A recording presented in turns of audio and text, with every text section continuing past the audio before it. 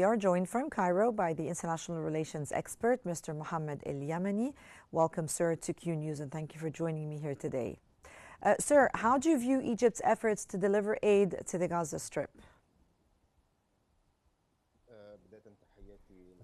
Good evening to you and to everyone who's watching. My opinion here and the actual opinion on Egypt and its administration has more than one level to rate on. We talked about the diplomatic level, the logistical and the security ones too. These are very important and crucial when it comes to delivering aid to the Gaza Strip, because Egypt has been having so much obstacles, either because of the Israeli occupation monitoring the trucks, or because of all the rubble, and because there is no force in the Gaza Strip to distribute this aid and to make sure that it reaches all the Gazans in the strip and in the neighboring cities. And so this is one thing, and then the other thing, Egypt has played a crucial role diplomatically to deliver aid, and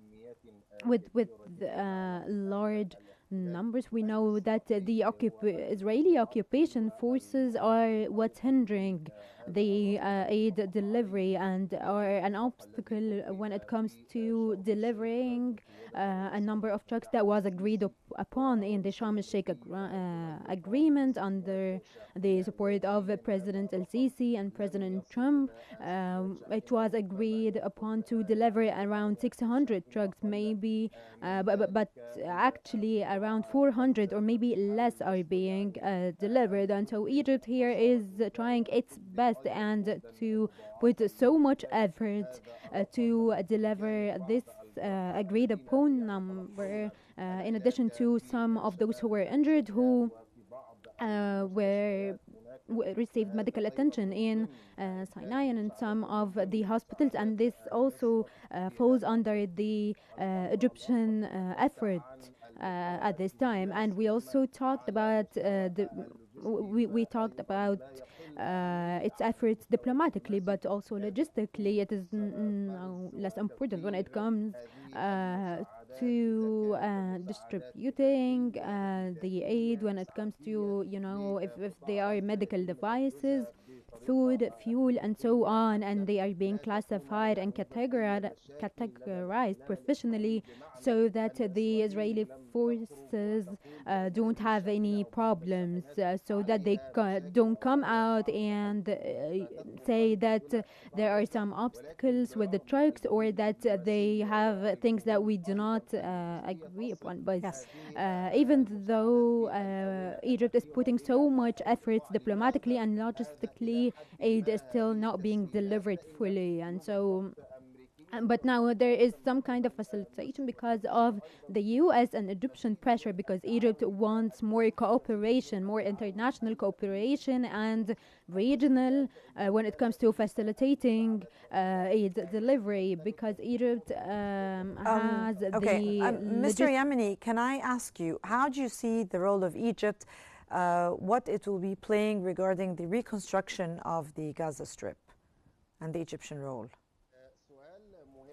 This is a very important question here, the reconstruction of Gaza. It is one of the main points that that were discussed, and one of the things that President El-Sisi was insisting on with President Trump, and it is also in the American plan that was then agreed upon and passed. This agreement that was done, and the summit that was held in Sharm el-Sheikh, the reconstruction issue. Egypt is pushing this to happen, and they are calling for the support of Arab, Islamic, and international and countries around the world. And so if we talk here about Egypt's role, especially when it comes to the reconstruction, they are in contact either with the US administration or with the diplomatics, the American ones, like Wetkoff and other leaders, as well with the American administration. And of course, this has been discussed when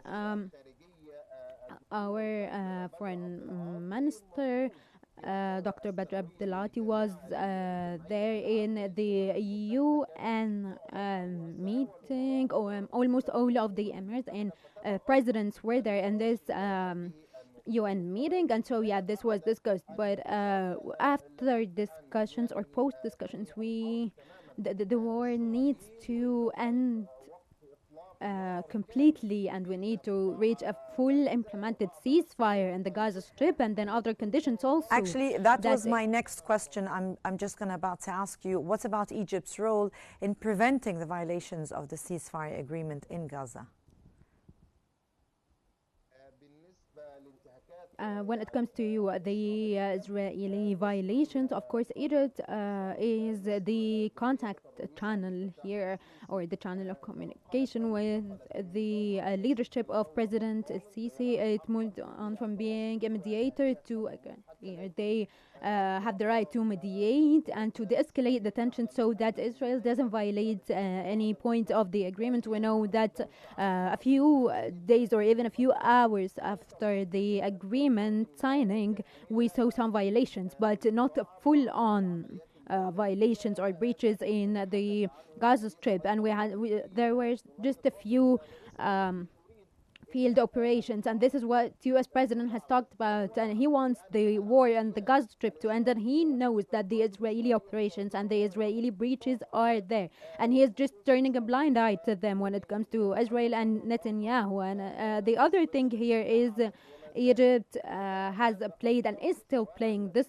role, either when it comes to the agreement of Hamas, or the leniency that Hamas has shown when it comes to this agreement. If it weren't for the Egyptian leadership and effort and the negotiations and everything, we wouldn't have reached this point here, and we wouldn't have reached such an agreement and the de-escalation that Egypt has reached under the leadership of President El-Sisi. And what's expected that in the upcoming days, Israel will be pressured, Hamas as well, so that they don't do anything that they don't do anything that Netanyahu would be waiting for, so that Israel has a justification or a breach. That's also, again, I'm getting back to Netanyahu, sir. Do you think he has an attempt, if he would attempt to restart the war in the Gaza Strip?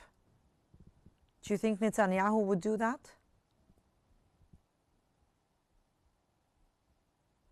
Of course, Netanyahu, ever since the war started, has had some pretexts, which is some of the one of them was eradicating Hamas, calling them a terrorist movement.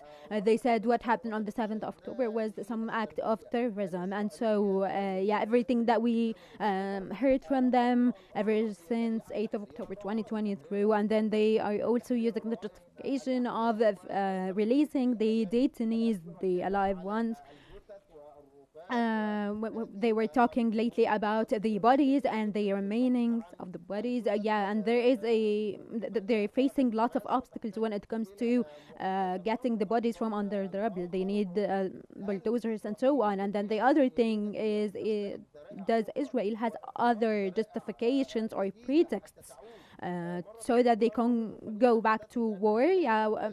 Just before this, I said that they don't need to, but if they want to, they will go back to the Gaza Strip and they will reignite the war. But they weren't there in the previous agreement.